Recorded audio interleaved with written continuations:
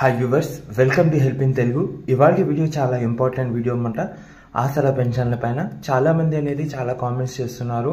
మీకు నేను ఆ కామెంట్స్ చూపిస్తాను చూడండి. చాలామంది అనేది జూలై పెన్షన్ రాలేదు అని చెప్పేసి కామెంట్స్ చేస్తున్నారు అనమాట, బాధపడుతున్నారు. అండ్ కొంతమందికి అనేది 3 months నుంచి అనేది పెన్షన్ అనేది రావడం లేదు. దీనిపైన సొల్యూషన్ చెప్పండి సార్ అని చాలామంది అడుగుతున్నారు. అండ్ ఈ 4016 అండ్ 6016 గవర్నమెంట్ మనకు పెన్షన్ అనేది అందజేస్తామని చెప్పింది కదా, దానిపైన రియల్ న్యూస్ చెప్పండి అని చాలామంది అనేది రిక్వెస్ట్ చేస్తున్నారనమాట. వీడియోలు ఎండదాకా ఉండండి, మొత్తం ఎక్స్ప్లెనేషన్ చేస్తాను. సో ఇప్పుడు మనం డీటెయిల్గా మాట్లాడుకుందాం. అండ్ వీడియోలో వెళ్ళే ముందు మీతో చిన్న రిక్వెస్ట్, ఇన్కేస్ మీరు మా ఛానల్లో ఫస్ట్ టైం విజిట్ ఉంటే సో ప్లీజ్ ఛానల్కి సబ్స్క్రైబ్ చేయండి.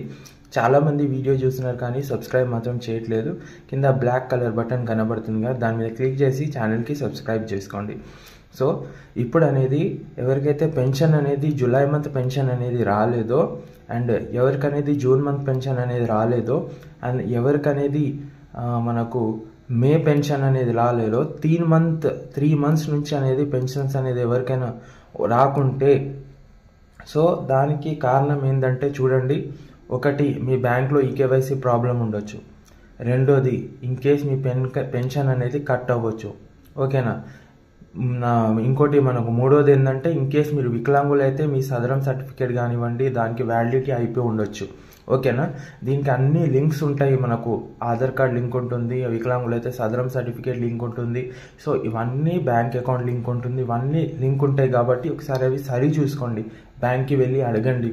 ఓకేనా. ఇన్కేస్ బ్యాంక్ అంతా ఓకే ఉంది అనుకుంటే, పెన్షన్ మీకు పడకుంటే వెళ్ళి మీ డిస్ట్రిక్ట్ కలెక్టరేట్ ఆఫీస్ ఉంటుంది, అక్కడ వెళ్ళి అడగండి. ఓకేనా. అందులో ప్రజావాణి ఉంటుంది, లేకుంటే మనకు రూరల్ డెవలప్మెంట్ ఆఫీస్ ఉంటుంది అందులోనే, ఆర్డీఓ.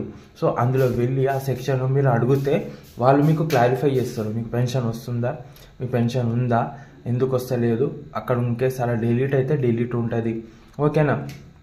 మీరు ఇన్కేస్ అక్కడికి వెళ్ళలేమనుకుంటే మీరు చేయూత పెన్షన్ వెబ్సైట్లో వెళ్ళి మీ స్టేటస్ అనేది మీరు చెక్ చేసుకోవచ్చు. అక్కడ మీకు స్క్రీన్ మీద కనబడుతుంది కదా, ఆ లైవ్ స్టేటస్ అనేది ఇన్కేస్ ఉంటే మీ పెన్షన్ అనేది ఇక్కడ పోదు, ఆటోమేటిక్గా మీకు పెన్షన్ అనేది రావడం జరుగుతుంది. ఓకేనా.